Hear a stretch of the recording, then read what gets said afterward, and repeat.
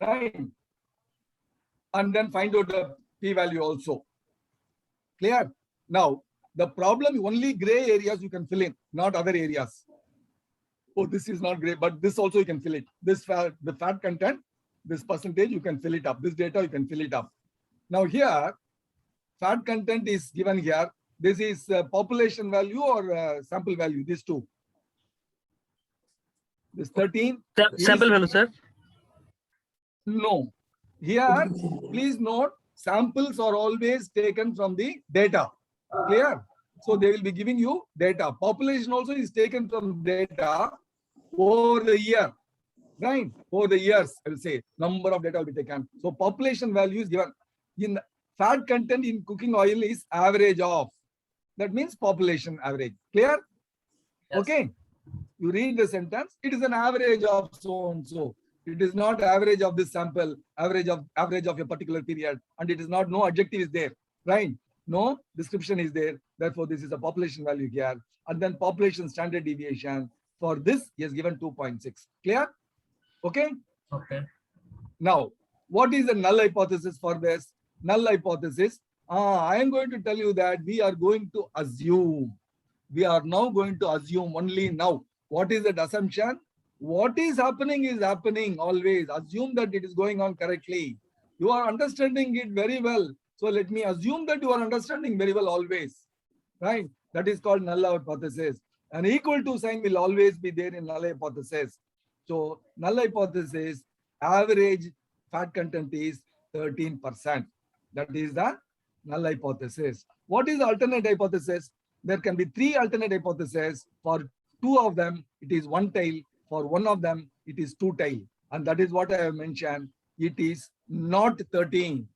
It can be either more than 15 or it can be less than 15, depending upon what I found in the sample. Okay? Clear? I'll make it as he has said 15, no? So we'll make it as 15. So null hypothesis 15. What is the population mean will be considered as true in null hypothesis. Clear? Understood? Yeah. Understood? Now, the hypothesis testing, how it comes, only when you object, when there is a counter claim, right? See, I am giving you milk bottles. I'm giving you milk with saying that in each bottle, I have got 100 grams of milk. Now, I have been giving the milk for you for the past 10 years and nobody is raising any question. Suddenly, Rajiv or Veerana raises a question. RKSR glass bottle, milk bottles, I tested for the past 12 days. And the 12 bottles average is not 100 grams. It is 80 grams only. Now what happens? We have to prove that it is 80 grams or not. What is the null hypothesis? RK is good. RK is giving only mean of 100 grams. But what is the counterclaim? What is the alternate hypothesis? No, it is lower on tail test.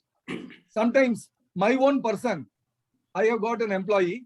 The employee goes and tells, suddenly he's checking the bottle for the past 12 days and then say, RK sir, you are giving more milk, sir. It is not 100 grams, it is 120 grams. Then also the hypothesis testing comes into picture because I don't want to lose money.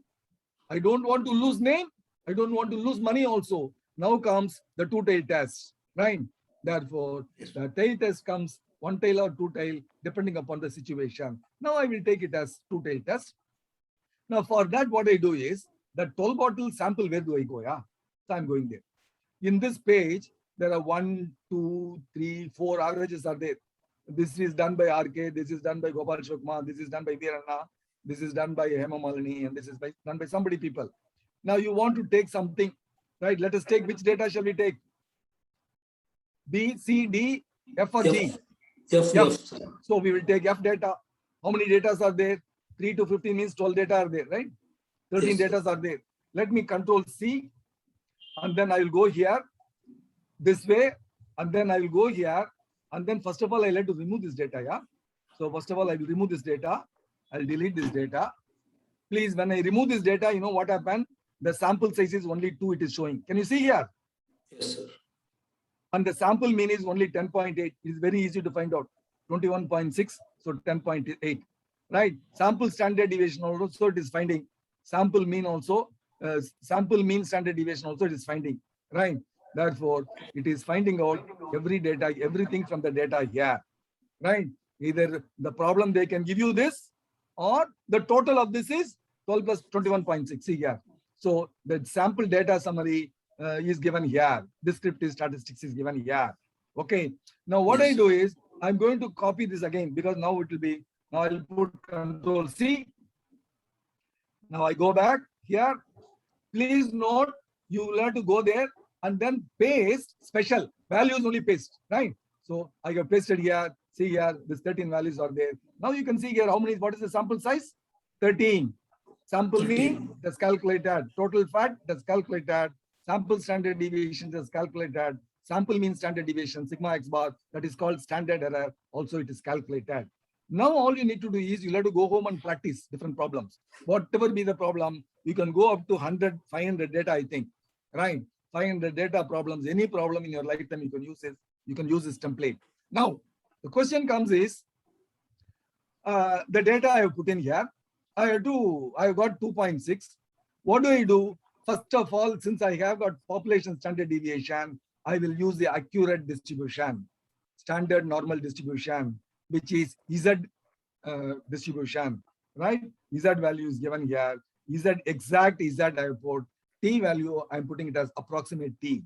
So in Z calculation, I'm using X bar, that is 14.6 minus mu 15. So 14.6 minus 15 divided by sigma. Sigma is given here 2.6 divided by square root of number of data is 13. So I can calculate the Z value. Yes or no? Yes, sir. Now Z value, if I calculate, I'm finding out P value, two tail, it becomes 0.5756.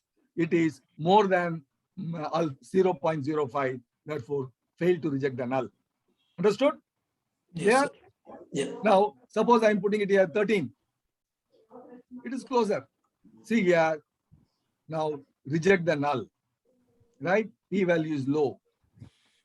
P value is low here to 0.02. Therefore, reject them because deviation is too much.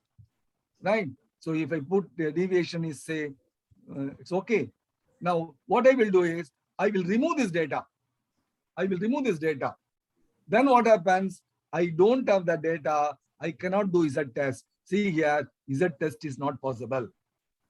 Then what does it do? It does only T test. For T test, what it happens is, it is calculating the approximate T using the numerator is same, X bar minus mu, that is 14.6 minus 13, divided by, it takes the Sx bar as sigma x bar from the sample and then divided by root of the sample size 13, and then it is an approximate value. That is why I say that T test is approximate test, and then from that it is coming out to be.